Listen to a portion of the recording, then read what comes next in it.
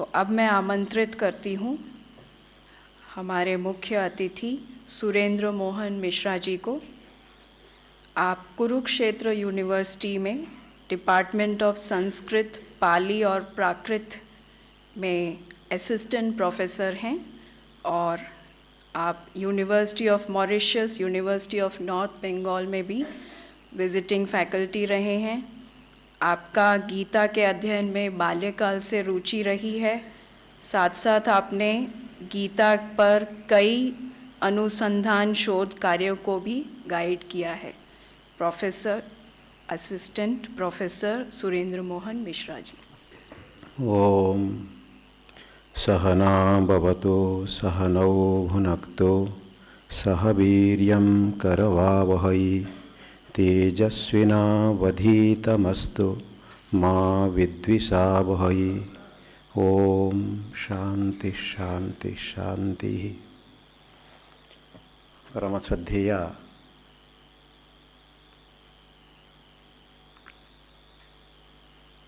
बहन जी, मंचासीन इंदौर से पधारे ख्यातनामा राजस्थान पत्रिका के पूर्व संपादक प्रोफेसर दीक्षित जी, संत महात्मागण तथा समादरणीय बहनों, भाइयों और प्यारे बच्चों,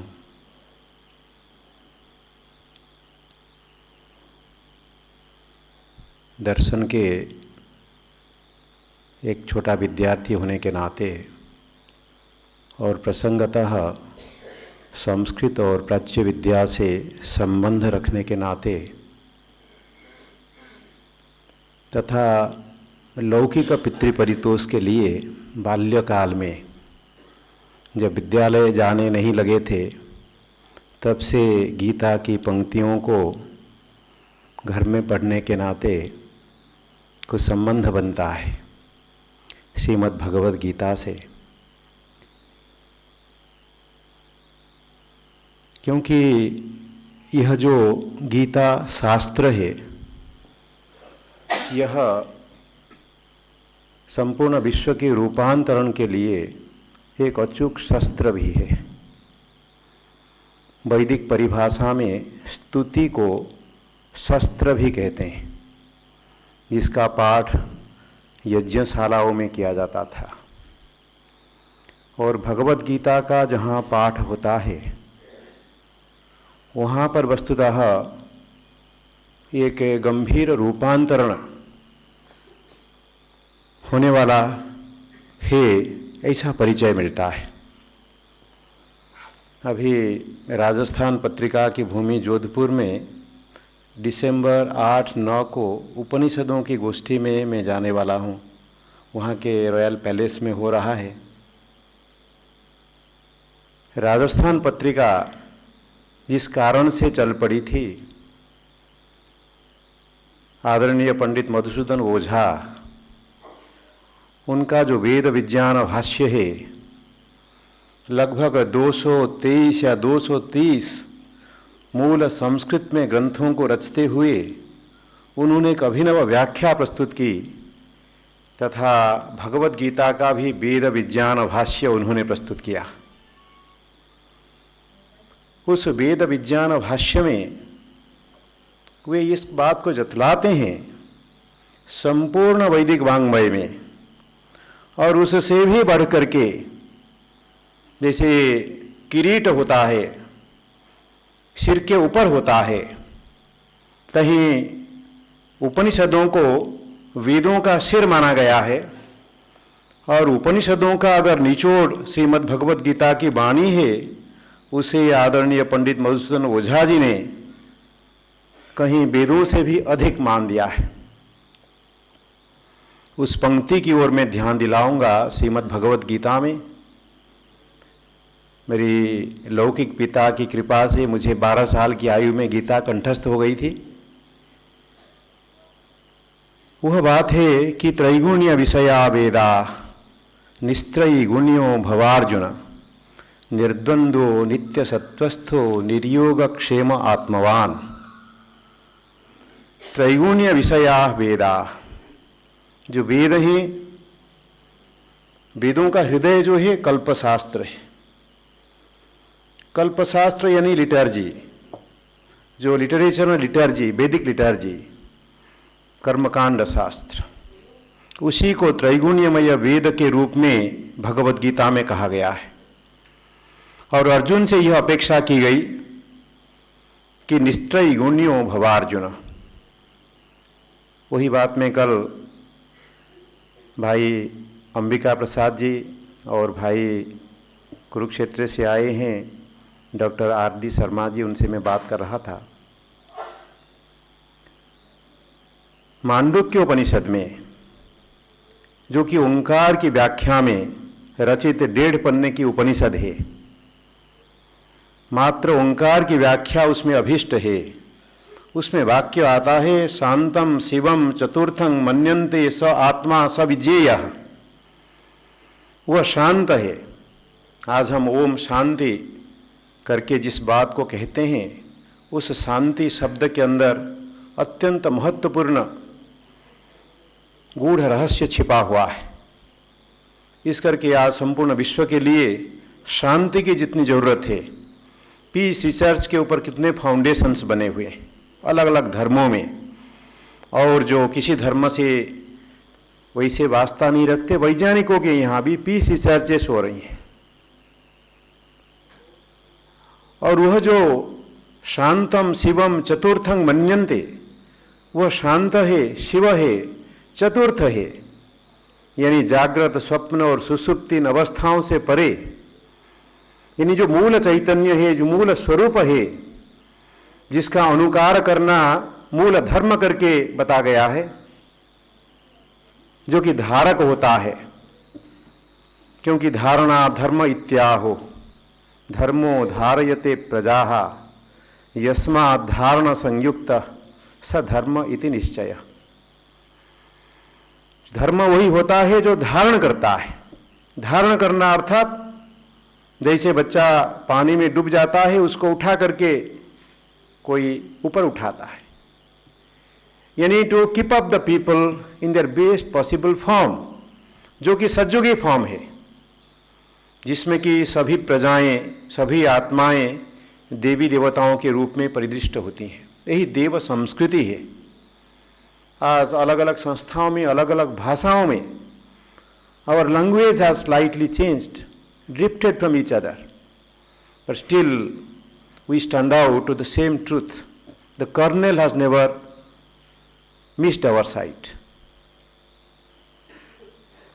उसमें कि यह जो शांतम शिवम चतुर्थं मन्यन्ते स आत्मा स विज्ञेयः, यही आत्मा का शुद्धतम रूप है, यही परमात्मा है। यही परमात्मा है जिसको ज्योति ही के रूप में बताया गया है। यह ज्योति ही शब्द भी वैदिक शास्त्रों में बहुत प्रखर रूप से आता है। मुंडक उपनिषद में बताया गया है, न तत्र सूर्यो भाति न चंद्र तारकम नेमा विद्युतो भांति कुतोयम अग्नि तमेव भांतमनुभाति सर्वम तस्य भाषा सर्वमिदं विभाति। इन एक परमात्मा के प्रकाश से सारा जग जो है जगमग हो रहा है। अभी पिछले सत्र में किसी वक्ता ने उसे प्रकाश स्वरूप बताया था। में अद्वैत शैवागम, जो काश्मीर शैव दर्शन के नाम से कहलाता है, उसका द्वैतवादी पक्ष है सिद्धांत शैव दर्शन, जो दक्षिण में चलता है। जिस विचार का अब हम विचार कर रहे हैं, उसका अधिक साम्य उस सिद्धांत शैव दर्शन से है, परंतु तत्व वही है। वहाँ पर जब भी इस शिव स्वरूप की बात होती है, इसे परम शिव कहा जाता है। The transcendent and the immanent. जो immanent है, that is constituted of 36 principles, 36 तत्व वहाँ पर हैं, और 36 से परे जो है वो परम शिव है। वह परम शिव है। उसे भी कई बार जो योगियों ने अंडाकृति करके अंकित किया, परंतु वह अद्वैतवादी दर्शन होने के नाते, क्योंकि संपूर्ण विश्व में दो तरह की दार्शनिक धाराएं और आध्यात्मिक अनुभव के आधार पर दो तरह के दार्शनिक धाराओं का विकास हुआ, एक रियलिज्म, एक आइडियलिज्म। हमारे यहाँ सांख्य, योग, न्याय, वैशेषिक, पूर्व मीमांसा, जैन, ये सारे द्वैतवादी हैं, रियलिस्ट हैं। अद्वैत वेदांत बौद्ध, यानी बौद्धों में विज्ञानवाद और शून्यवाद और इमानुएल कैंट आदि जो चिंतक हैं बाहर, ये आइडियलिस्ट कहलाए। डॉक्टर मिश्र जी बैठे हुए हैं, वो दर्शन के विद्वान हैं। ये आइडियलिज्म और रियलिज्म, परंतु हमें अपनी साधना को केंद्रित करना होता है। केंद्रित करने के लिए अनुकूल तर्क के व्यवहार करते हुए हमें एक कन्विक्शन डेवलप करना होता है। फिर श्रवण, मनन और निधिध्यासन, इसके माध्यम से हमें उतरना पड़ता है अनुभव के लिए। योग सूत्रों के भाष्य में व्यासदेव, जो महाभारत काल से भिन्न हैं परंतु बहुत बड़े सिद्ध पुरुष थे, वो कहते हैं कि जब भी किसी पक्ष को करके कुछ भी आपको लाभ मिलता है तो जानना कि योग में 4 पादों में जो कुछ भी बताया गया है सारा सत्य है। जहाँ तक हम ईश्वर के स्वरूप का विचार करते आए हैं, वह योग सूत्रों में पतंजलि के द्वारा दिया गया ईश्वर के स्वरूप से बहुत मेल खाता है, और कणाद और गौतम के द्वारा दिए गए ईश्वर की व्याख्या से बहुत मेल खाते हैं।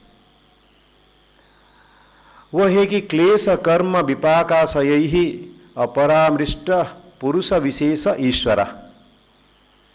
अब ईश्वर जो है वह पुरुष विशेष है, और वह ईश्वर जो है वह अजन्मा भी है। सामान्यतः जो आत्म तत्व है इन सभी दर्शनों में, वह अजन्मा है, वह नित्य है। जीव भी नित्य है, ईश्वर भी नित्य है, परंतु देह रूप से जीव जो है पैदा होता है। देह रूप से जो जीव है वह पैदा होता है।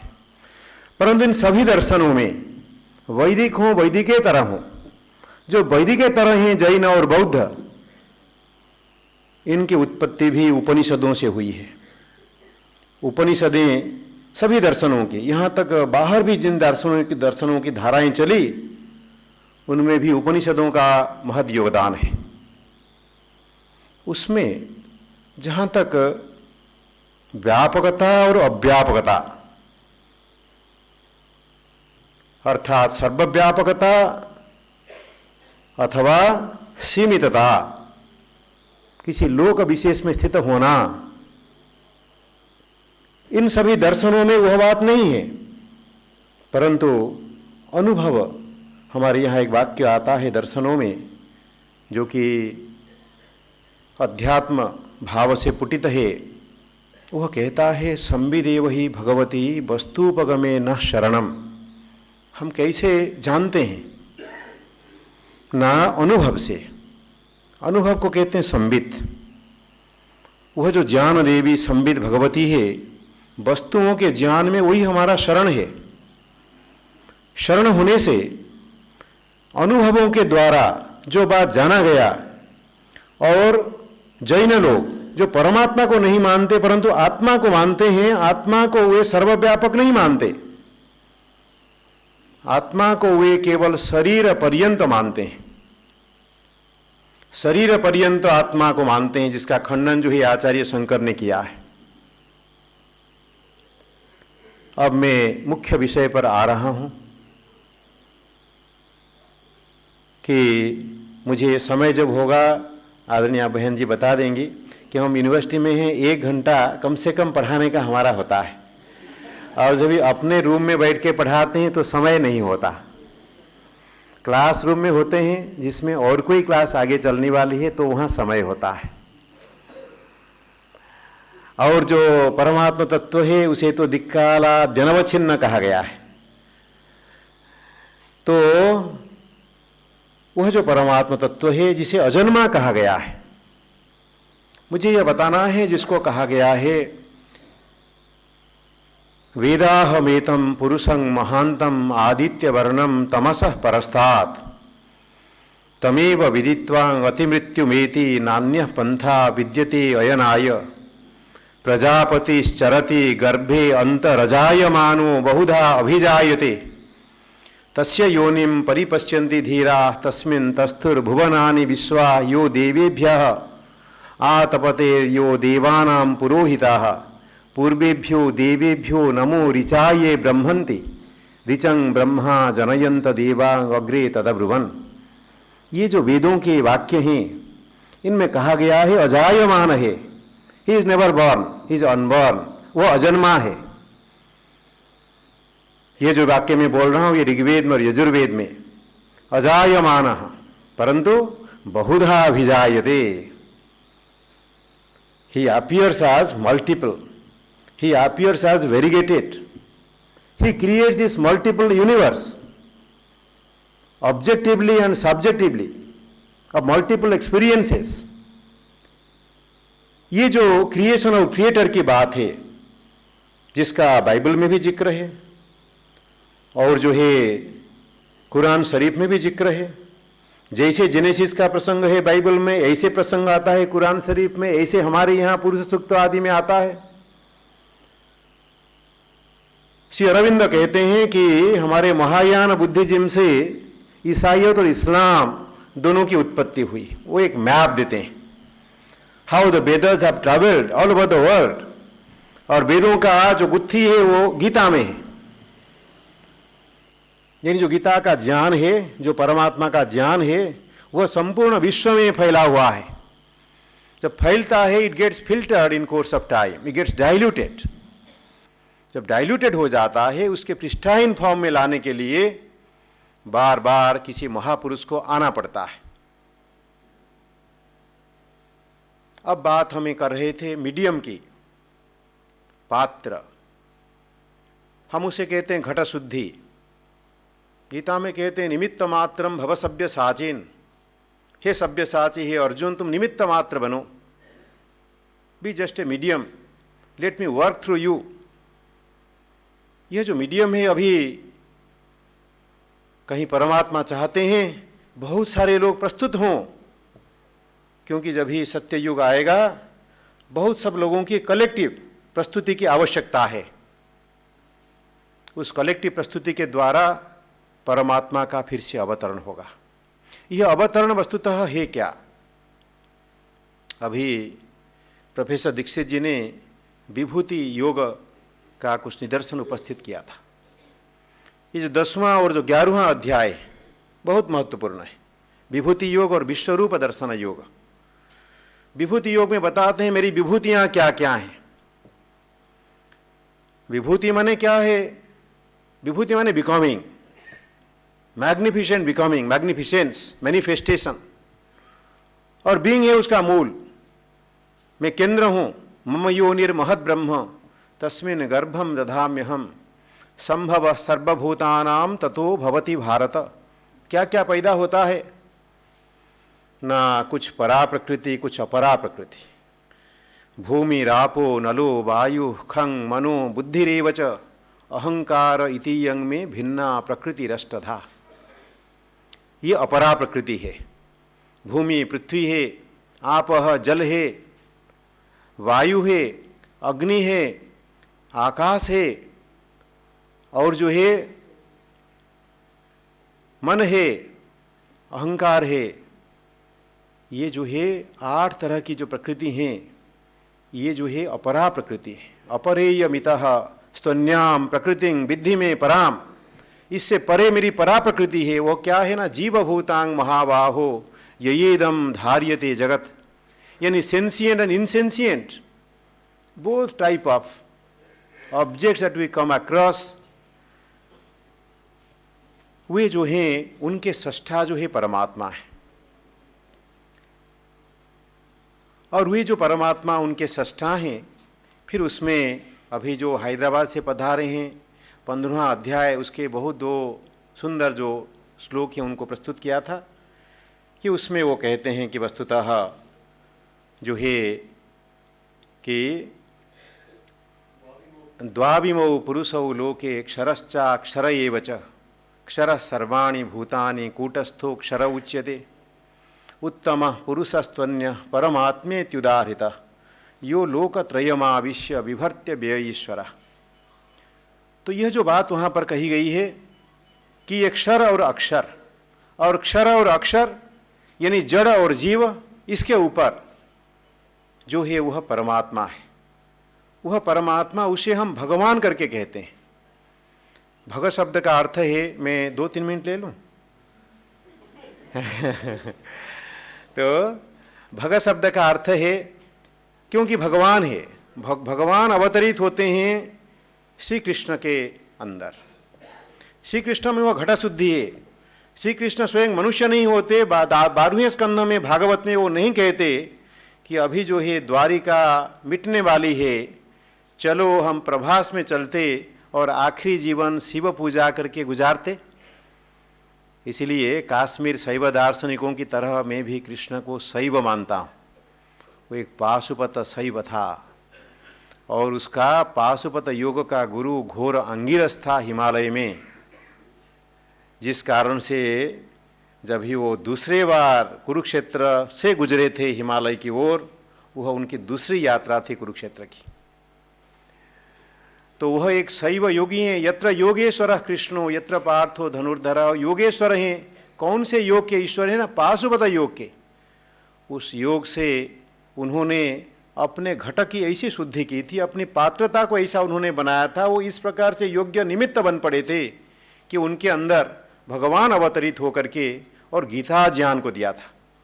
अन्यत्र गीता महात्म्य में, पद्म पुराण में कहा जाता है, भगवान कहते हैं कि गीता में परमंग रूपम, गीता में परमागति ही, गीता मेरा परम रूप है, गीता मेरा परम ज्ञान है। गीता ज्ञानम उपासित्य, गीता ज्ञान को आश्रित करके वो मेरा कॉन्स्टिट्यूशन है, यूनिवर्सल कॉन्स्टिट्यूशन, उसको आश्रित करके त्रीन लोकान पालयामि हम, ये तीनों स्वर्ग मर्त्य पाताल तीनों लोकों की मैं पालना करता हूँ। इस प्रकार से जो कहा जाता है ये परमात्मा की वाणी है, यह भगवान की वाणी है। और भग शब्द होता है कि ऐश्वर्यस्य समग्रस्य वीर्यस्य यशस श्रियः ज्ञान वैराग्ययोश्चैव, इन 6 बातों की शरणांग भग इति रणा, इन 6 को भग कहते हैं। भगवान विभूति है, भगवान ऐश्वर्य है और उसे भगवान कहते हैं।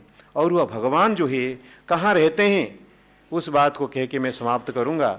क्योंकि वहाँ कृष्ण के शरीर में, कृष्ण का शरीर जो है वह पार्थिव था, जो कायोत्सर्ग तीर्थ में प्रभास में मिट गया। परंतु उस श्री कृष्ण के शरीर में जो अवतरित हुए थे, जिन्होंने गीता ज्ञान दिया अर्जुन को, वह जो है वह परमात्मा भगवान, जो कि निराकार हैं। आकार किसे कहते हैं? आकार माने आकृति। आकृति को कहते हैं अवयव संस्थान विशेष। अवयव संस्थान विशेष होगा जब प्राकृत सृष्टि होगी, जब जड़ सृष्टि होगी। जड़ सृष्टि न हो तो अवयव संस्थान विशेष रूप आकृति नहीं हो सकती हैं। अतः परमात्मा निराकार हैं, भगवान निराकार हैं और वो जो हैं वे अलौकिक हैं। इसलिए वो स्वयं कहते हैं जन्म कर्म च मे दिव्यम एवं यो वेत्ति तत्वतः। जन्म और कर्म दोनों जो है उनके दिव्य हैं। क्यों करते हैं? ना चिकीर्षुर लोक संग्रहम, लोक संग्रह की जो भावना है।